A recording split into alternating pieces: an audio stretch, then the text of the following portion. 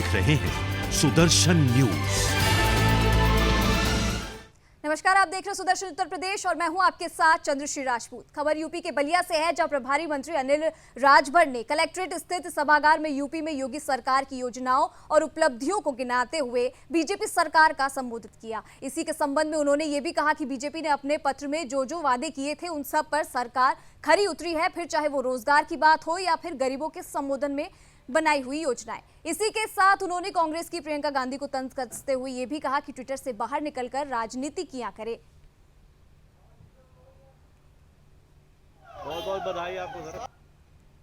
और रास्ता दिखाने सरकार ने दिया है और 1-2 बरस का नहीं, सैकड़ों सदियों का विवाद खत्म करने का काम आज उत्तर प्रदेश की धरती पर हो रहा है। जहां जनता की आस्था है उन क्षेत्रों का विशेष रूप से उसका विकास हो रहा है, उसका विस्तार किया जा रहा है। आज अयोध्या के अंदर भगवान श्री राम का भव्य मंदिर बन रहा है। नहीं तो लोग यही कहते थे कि भारतीय जनता पार्टी वाले मंदिर बनाने की बात तो करते हैं लेकिन तारीख नहीं बताते।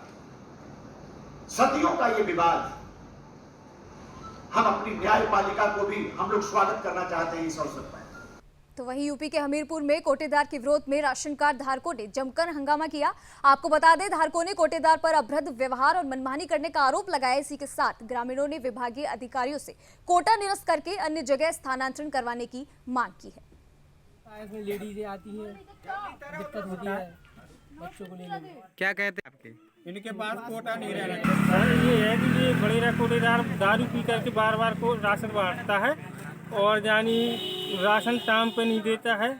क्या कहता है? और कहता है कि अंगूठा लगवा लेता है और बाद में कहता है कि नहीं, ये राशन खत्म हो गया और ये कोटा हमेशा के लिए कहीं दूसरी जगह बर्खास्त हो जाए। समस्या क्या है? राशन कार्ड नहीं दिया, राशन नहीं दिया है। कब से नहीं मिल रहा राशन? इसी महीना नहीं दिया, चढ़वा लिया, अंगूठा लगवा लिया और कुछ नहीं दिया उसे। शिकायत नहीं की आपने? शिकायत की, FIR थाने में की और 2 बार लखनऊ लगा। और अब खबर यूपी के भद्रा से है, जहां बीजेपी सरकार के 4 साल पूरे होने के उपलक्ष्य में जिला मुख्यालय में प्रदेश के ऊर्जा मंत्री विधायक श्रीकांत शर्मा ने एक प्रेस वार्ता की। आपको बता दें, प्रेस वार्ता में माध्यम से ऊर्जा मंत्री श्रीकांत शर्मा ने बीजेपी सरकार की उपलब्धियां गिनाई। उन्होंने ये बताया कि बीजेपी सरकार बिना किसी जाति और मजहब के भेदभाव करे बिना काम करती आई है। इसी के साथ उन्होंने जनता को आश्वासन दिलाते हुए कहा कि बीजेपी सरकार 2022 चुनाव जीतने के बाद भी जनता की उम्मीद पर खरी उतरेगी। देखिए, उत्तर प्रदेश सरकार के 4.5 वर्ष पूर्ण हुए हैं और आदरणीय मुख्यमंत्री योगी आदित्यनाथ जी के नेतृत्व में उत्तर प्रदेश में विकास की गंगा चारों तरफ बह रही है और हमारी सरकार की पहली प्राथमिकता है कि सबका साथ, सबका विकास, सबका विश्वास और सबका प्रयास, बिना भेदभाव के हमारी सरकार काम कर रही है। जाति और मजहब का कोई भेदभाव हमारी सरकार में नहीं है। और वहीं यूपी के मुरादाबाद से अगली खबर है, जहां सीएम योगी जनपद के वासियों को 4 ऑक्सीजन प्लांट की सौगात देंगे। आपको बता दें, सीएम योगी मुरादाबाद पहुंचने के बाद ऑक्सीजन प्लांट का लोकार्पण करेंगे। वहीं जनपद के जिलाधिकारी ने अस्पताल में बने ऑक्सीजन गैस प्लांट का निरीक्षण करते हुए बाकी व्यवस्थाओं को और बेहतर करने का निर्देश दिया।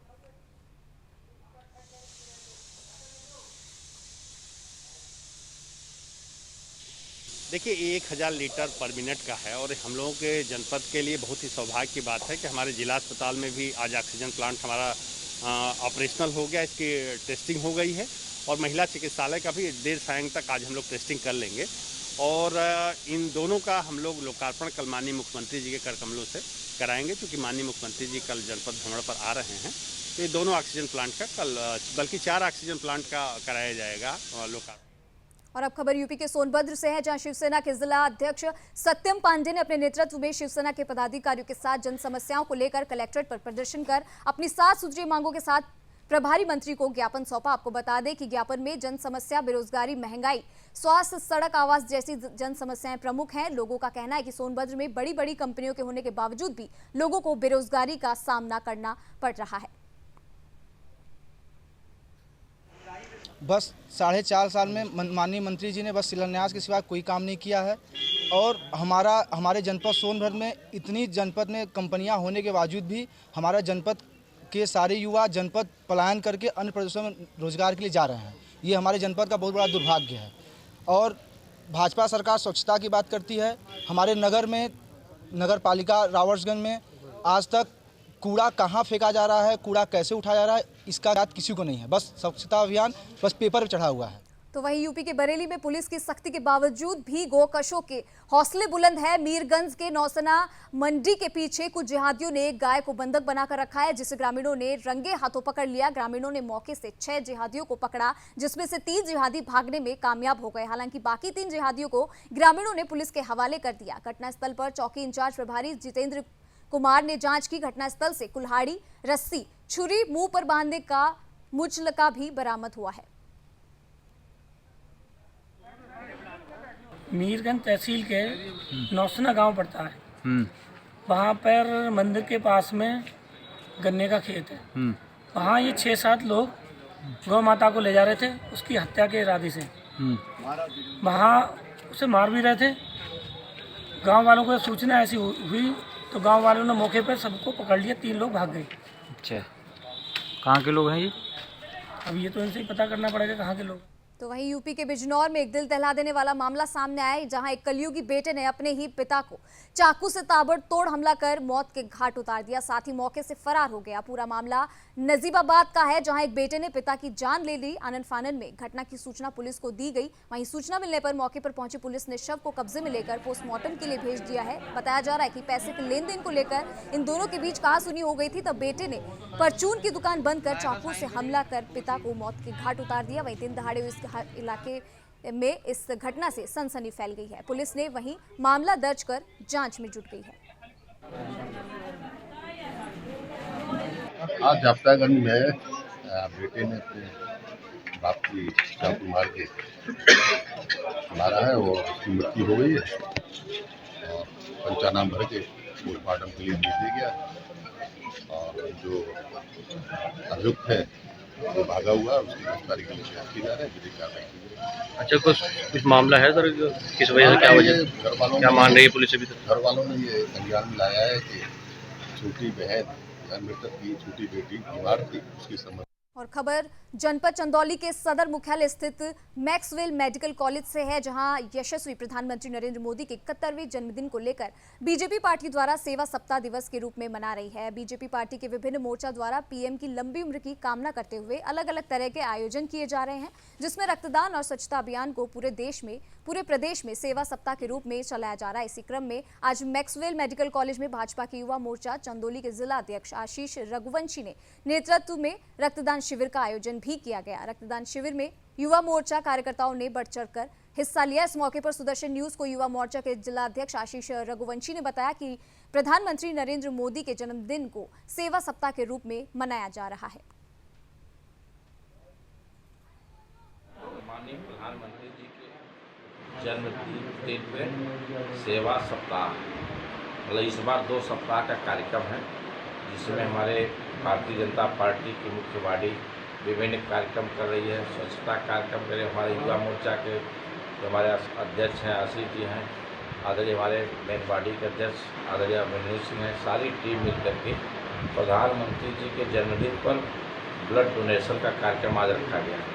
आज भारतीय जनता युवा मोर्चा चंदौली द्वारा सेवा सप्ताह कार्यक्रम के अंतर्गत देश के यशस्वी प्रधानमंत्री माननीय नरेंद्र मोदी जी के 71वें जन्म दिवस के अवसर पे हमारे जनपद में हर मोर्चों द्वारा विभिन्न कार्यक्रम किया जा रहा है।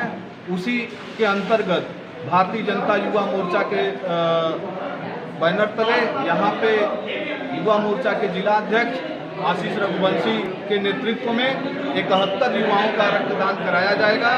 हम लोग के यशस्वी प्रधानमंत्री आदरणीय नरेंद्र मोदी जी के 71वें जन्मदिन पर हमारे युवा मोर्चा आशीष कुमार सिंह जिला अध्यक्ष के नेतृत्व में 71 यूनिट ब्लड डोनेट किया जा रहा है और इसी के साथ अपने प्रधानमंत्री के लंबी आयु की कामना हम लोग करते हैं।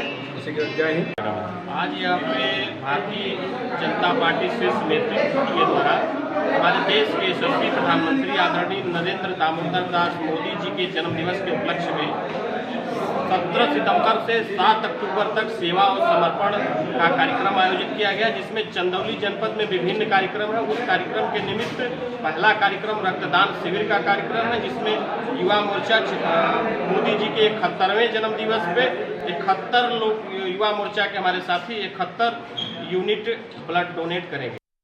और वहीं खबर यूपी के हरदोई से है, जहां योगी सरकार के 4.5 वर्ष पूरे होने पर मंत्री सतीश महाना हरदोई पहुंचे। कलेक्ट्रेट सभागार में प्रेस वार्ता कर बीजेपी सरकार की उपलब्धियां उन्होंने गिनवाई और उन्होंने कहा कि भाजपा सरकार में महिलाओं, किसानों और आम जनमानस को योजनाओं का लाभ दिया गया है, वहीं सबका विकास भी हुआ है। जैसा कि प्रधानमंत्री ने कहा कि बीते 64 सालों में जो विकास कार्य उत्तर प्रदेश में नहीं हुए वो इन 5 सालों में हो गए हैं।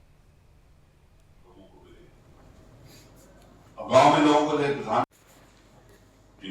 प्रदेश सरकार के 4.5 वर्ष के बारे में आम जनता के बीच में एक विश्वास जगाने का काम जो सरकार ने किया है, जो सरकार ने विगत 4 वर्षों के अंतर्गत जन कल्याणकारी योजनाओं को जनता तक पहुंचाने का काम, जो किसानों के लिए काम किया है, जो महिलाओं के लिए काम किया है, जनमानस के लिए काम किया है, जो विकास के लिए काम किया है, तो सारी की सारी एक उपलब्धियां अपने पत्रकार मित्रों के माध्यम से जनता तक पहुंचाने के लिए आज यहाँ पर इस प्रेस कॉन्फ्रेंस का आयोजन किया गया। मुझे इस बात को कहते हुए प्रसन्नता है कि योगी जी के नेतृत्व में जिस दक्षता के और कुशलता के साथ सरकार चल रही है, उसने आम व्यक्ति को इस बात को सोचने के लिए मजबूर किया कि अब ये सरकार उनकी सरकार है। और अब खबर कानपुर से है, जहां पैसों के लालच में 4 दोस्तों ने ही मिलकर एक दोस्त को मौत के घाट उतार दिया। पहले ये दोस्त मृतक महेंद्र को उसके घर के अपने साथ लेकर गए, फिर उसके बाद महेंद्र के जीजा को फोन कर 2 लाख की फिरौती की मांग करने लगे। आपको बता दें, महेंद्र अपने जीजा के साथ कर रही स्थित किराए के घर में रहता था। ऐसे में आरोपियों ने मृतक के जीजा को फोन कर फिरौती की मांग की और महेंद्र को पांडू नदी में फेंक उसकी हत्या कर दी। बहरहाल बर्रा थाना पुलिस ने फोन सर्विलांस की मदद से चारों आरोपियों को तो गिरफ्तार कर लिया है, लेकिन मृतक का शव अभी भी गोताखोर तलाश रहे हैं। बतासे बेचता था तो उसको 3-4 लोगों ने पकड़ लिया और हमारे जीजा के पास फ़ोन किया, जिसका नंबर ठेले पे था, उनको फ़ोन किया कि 12 बजे तक 2 लाख रुपए चाहिए, अगर 12 बजे से 1 बज गया तो गोली मार देंगे। कौन लोग थे, क्या नाम था? पकड़ने पर पता चला कि रवि प्रजापति नाम है उसका लड़के का, और जो साथ में उनका तो हमको पता नहीं क्या क्या नाम। कितने बजे घटना है, पुलिस को आपने सूचना दी? हाँ, 8:30 बजे पे फोन आया हमारे पास, 8:27 पर है वो। उसके बाद 9:14 पर फिर आया। अब खबर यूपी के ललितपुर से है, जहां प्रदेश सरकार में राज्य मंत्री का दर्जा प्राप्त हरगोविंद कुशवाहा जनपद में प्रवास के दौरान मीडिया से रूबरू हुए और योगी सरकार के 4.5 साल की उपलब्धियों को जमकर उन्होंने गुणगान किया। उन्होंने कहा कि प्रदेश सरकार हर वर्ग के लिए काम कर रही है। उसने गरीबों के लिए कल्याण का खजाना खोल दिया है। किसान, मजदूर, निर्धन, व्यवसायी, बेरोजगार सभी के लिए सरकार ने काम किया है और कर रही है। वहीं मीडिया द्वारा जनपद की समस्याओं पर पूछे गए सवालों पर कन्नी काटते और गोलमोल जवाब देते हुए नजर आए।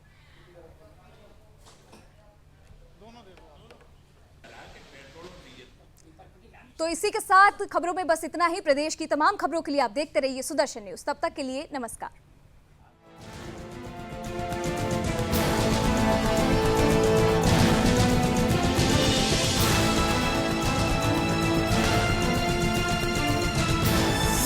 आप देख रहे हैं सुदर्शन न्यूज।